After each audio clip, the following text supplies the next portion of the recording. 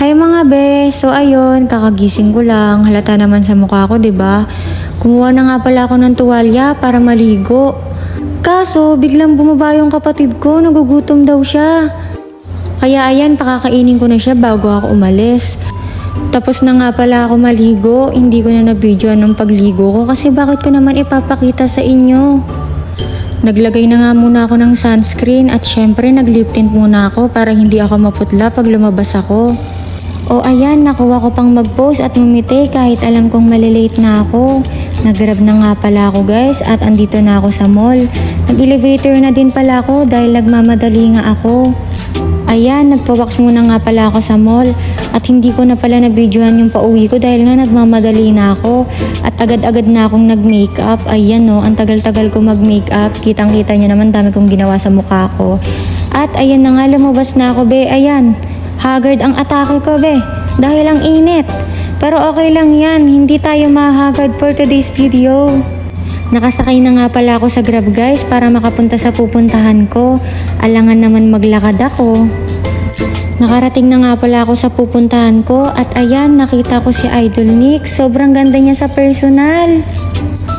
Nga pala guys, ang pinunta ko dito ay dahil magsiselebrate kami ng anniversary namin ng jowa ko.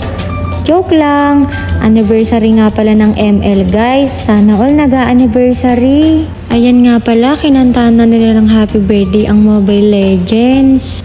Siya nga pala yung sinasabi ko guys, na-celebrate na namin yung anniversary namin.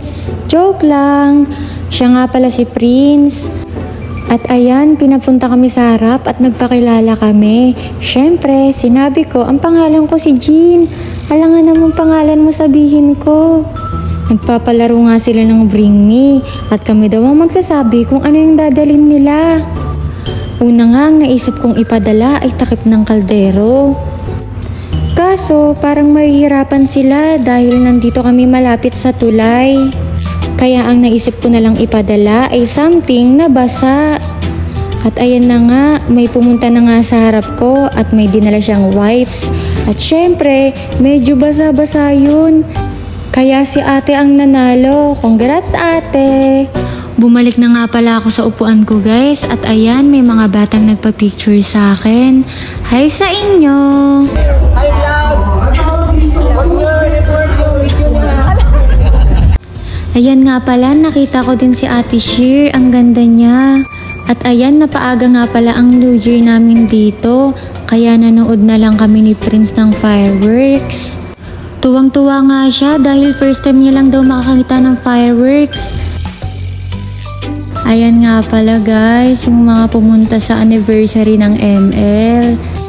Kaya hanggang dito na lang guys. Happy birthday ML!